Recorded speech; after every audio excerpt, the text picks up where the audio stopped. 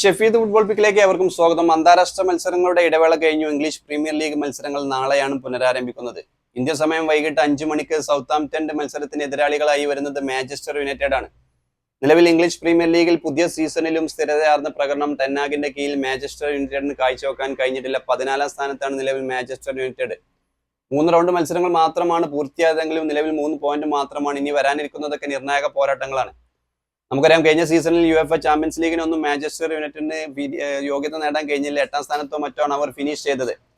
എന്തായാലും നിലവിലെ ചാമ്പ്യന്മാരായ മാഞ്ചസ്റ്റർ സിറ്റി നാളെ മത്സരത്തിന് ഇറങ്ങുന്നുണ്ട്. ബ്രെൻഫോർഡാണ് അവരുടെ എതിരാളികളെ. 2ാം സ്ഥാനത്തുള്ള ലിവർപൂളിനും നാളെ മത്സരമുണ്ട്. നോട്ടിംഗ്ഹാം ഫോറസ്റ്റ് ആണ്. തുടർച്ചയായി 4 തവണ ഇംഗ്ലീഷ് പ്രീമിയർ ലീഗ് കിരീടം നേടിയ മാഞ്ചസ്റ്റർ സിറ്റി നിലവിൽ പുതിയ സീസണിലും തകർപ്പൻ ഫോമിലാണ്. നിലവിൽ 3 റൗണ്ട് മത്സരങ്ങളിൽ നിന്ന് 3 വിജയിച്ചു. എർലിംഗ് ഹാലൻഡിന്റെ 2 ഹാട്രിക്കൊക്കെ കണ്ട മത്സരങ്ങൾ ഉണ്ടായിരുന്നു. നിലവിൽ പോയിന്റ് ടേബിളിൽ സിറ്റി തന്നെയാണ് 1ാം സ്ഥാനത്ത്. എന്തായാലും ഇടവേള കഴിഞ്ഞു. നാളെ ഇംഗ്ലീഷ് പ്രീമിയർ ലീഗ് മത്സരങ്ങൾ ആരംഭിക്കുമ്പോൾ പ്രമുഖരെല്ലാം കളത്തിലിറങ്ങുന്നുണ്ട്. മാഞ്ചസ്റ്റർ യുണൈറ്റഡിനെ സംബന്ധിച്ചിടത്തോളം നിർണായക പോരാട്ടങ്ങളാണ് വരാനിരിക്കുന്നത്. സിറ്റിക്കും ലിവർപൂളിനും അവരുടെ നിലവിലെ ഫോമിൽ എതിരാളികൾ അത്ര ശക്തരല്ല, അല്ലെങ്കിൽ അവരുടെ ഈ ഒരു മത്സരത്തിൽ വിജയിക്കാനുള്ള സാധ്യത കൂടുതലാണ് നിലവിൽ അവരുടെ ഫോമിൽ. എന്തായാലും ഇംഗ്ലീഷ് പ്രീമിയർ ലീഗ് മത്സരങ്ങൾ നാളെ പുനരാരംഭിക്കുകയാണ്. മാഞ്ചസ്റ്റർ യുണൈറ്റഡ്, സിറ്റി, ലിവർപൂൾ ടീമുകൾ നാളെ കളത്തിലിറങ്ങുന്നു.